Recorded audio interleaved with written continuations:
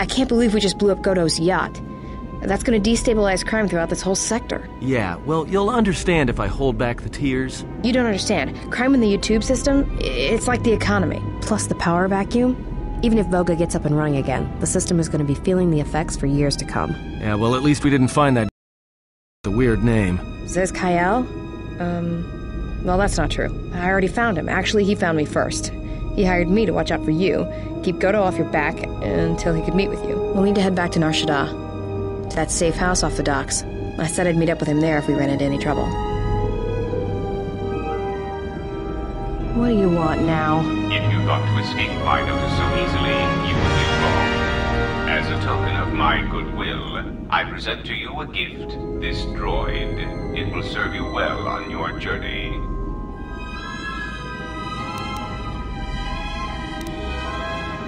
A common misconception not supported by facts.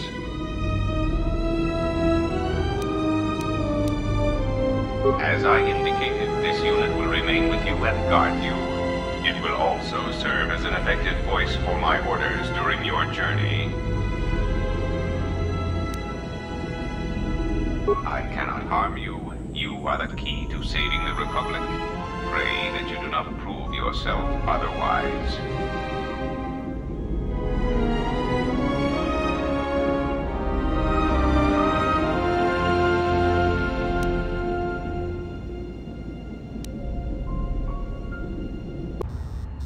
So, you have returned from exile. KotOR thought you might, if only to wander your old battlegrounds. But I did not think you would come to Nar Shaddaa. Still, you were always a difficult one to read, both when you were tied to the Force, and even more when it was lost to you. I do not know. It was a sense he had, and he had served in war, as you had. Perhaps he thought he understood you, or maybe he simply hoped he did. He felt you were the key to understanding the threat we face. The others were not so certain, but so many of them are gone now, as you no doubt know. He sensed some connection between you and many of the worlds touched by war. He thought by traveling to such places, he could achieve understanding. No doubt. I think the answers will provide us both with some measure of peace. I have kept secrets for far too long.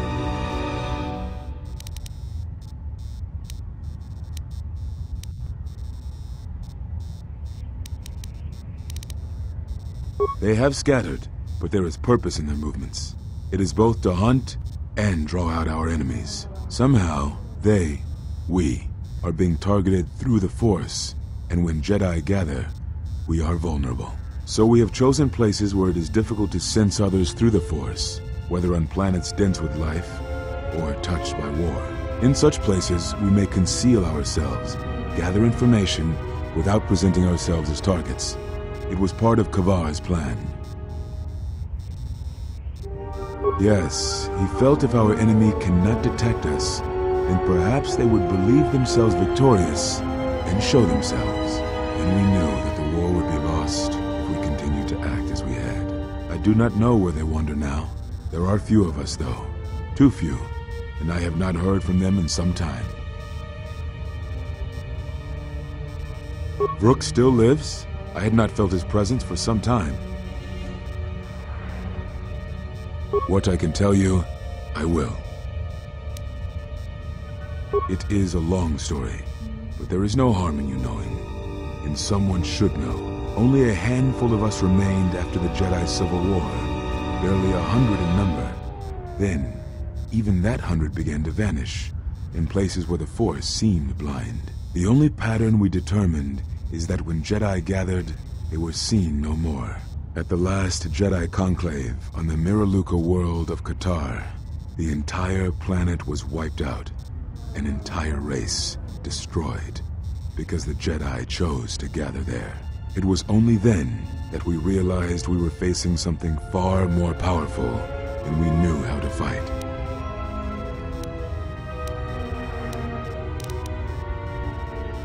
We could not allow the fact that when we gathered, we placed everything around us at risk. A Jedi's life is sacrifice, but we cannot allow our presence or actions to endanger others. And we cannot fight an enemy that will not reveal itself.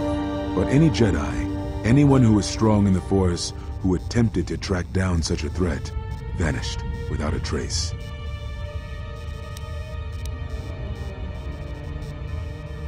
It does, but you must step back to see it. Whatever this threat was, it was targeting us and everything around us. Yet it was somehow weak enough that it was afraid to confront us openly. If it believed us defeated, then perhaps it would finally show itself. It was a faint hope, but it was the best we had. It was KotOR's plan. He was always the greatest tactician among us, and had seen war more than the rest of us. Very well. We told you it was because you followed Revan to war, but you ask because you are not certain of that answer, nor were we. The day we cast you out, that is the moment I decided to leave the Order, because I do not believe we truly faced the reasons you were exiled, and if we do not examine such truths, then we are already lost. I think it was because we were afraid. It is a difficult thing to live one's life with the Force. To see a vision, to be severed from it, it is more frightening than you know. Very well. I had thought perhaps that here upon the Smuggler's Moon, I might find some evidence of the threat we faced. The bounties on Jedi and their disappearance. I did not believe the two were connected, but there was a chance. And the strong currents of life here on Nar Shaddaa make perceiving a Force user difficult. I could use it to cloak my movements and watch without being discovered. Very well. Is that what you think? We did no such thing, but it is a technique that has been used as punishment in the past, yes. It is a rare sentence, and to my knowledge it has only been done once, at a moment where a Jedi discipline has failed. What caused your loss, I fear, was different. I am not certain I understand it. We did not understand it fully then, and only recently do I feel we may have become enlightened. The other Masters may have more knowledge of this, but I do not, and I do not know if they even live. Does it matter? It seems your power has returned. Perhaps the loss was not a loss at all. Very well.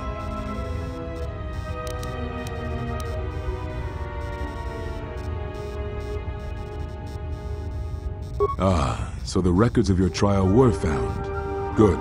Sometimes I think this galaxy would be a better place if there were less Jedi secrets. But I have no answer for you, as much as I would like to give one. We vowed never to speak of it. And although I would not keep promises to Jedi, I keep promises I make to others. And KotOR was a friend. If we were gathered as one, then the promise might be revoked. Until then, I can say nothing. Very well.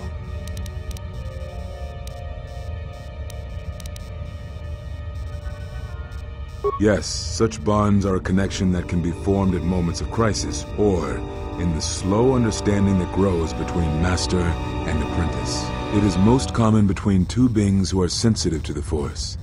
It allows the transmission of feelings, of influence. It was something you were gifted with, as I recall, before your fall. You form such attachments easier than most, even to those who could feel the Force only faintly. Even Vrook could not ignore it, which is saying something. That is most unusual and unnatural. I have never heard of a bond of such strength.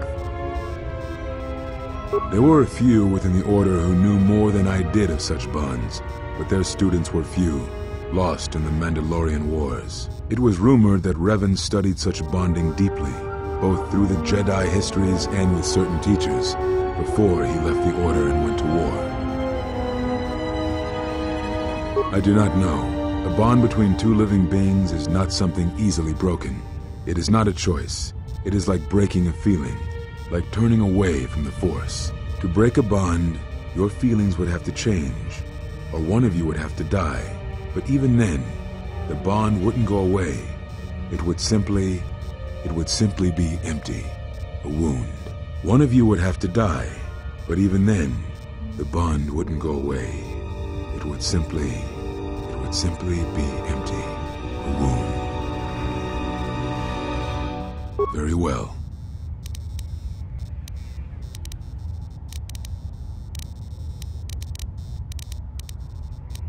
Yeah, it was even...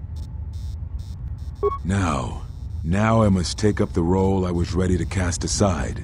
This threat has finally revealed itself, and we Jedi will need to stand together. I did not speak fully of what I have felt. Staying on Nar Shaddaa, it is an exile of sorts, one that I have chosen.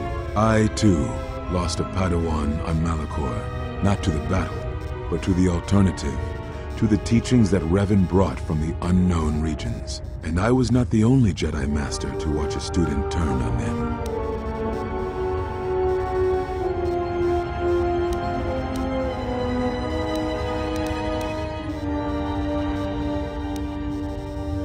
No, they were not to blame, but many of the Order did so.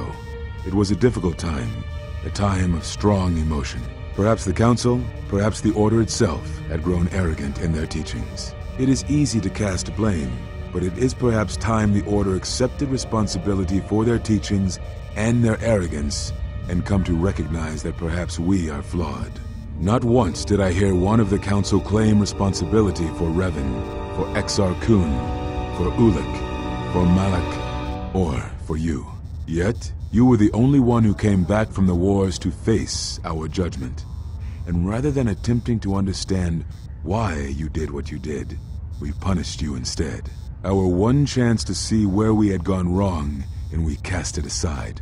And now, that decision has come back to us and may carry with it our destruction.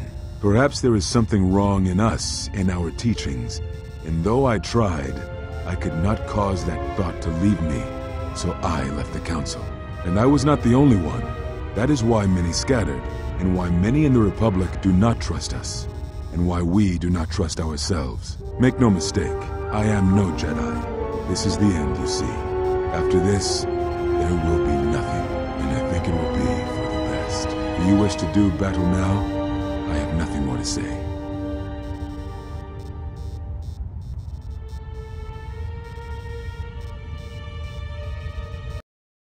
Comfort at all, for reasons in which I still must keep secret. Suffice to say, redemption was not Revan's choice, and I have never believed those of the Council who attempt to console themselves otherwise for the crime they committed. But we have spoken enough, I think, and words, I think, dull us both. Let us speak through the Force, through sparring. This form you may have already seen much of during the Mandalorian Wars, but it is fitting to speak using elements of the past, I think. Ataru is the name given to the movements of this form. Though it is aggressive, it is focused, and its best use is in combat against a single opponent. This form is somewhat less useful in deflecting blaster shots. Use it when dealing with opponents in close combat, not against a battalion firing heavy blasters at you. Perhaps exile has been good to you indeed. It has certainly not dulled your instincts, nor the speed at which you learn. I shall go to Dantooine, to the ruins of the Enclave. If you gather the others, I will meet you there. And thank you, Exile. You're returning. It is good that you are back among us. Well, that was Ezkiel, with that rockin' mustache. And that's another Jedi down. Only one to go. Right? Yeah. But for now, I think we're going to call it a day with that 14-minute video of dialogue and nothing else. But next time, we've got 3 whole new party members to mess around with. Yeah, we got a lot of talking to do. I'll see you then. Take care.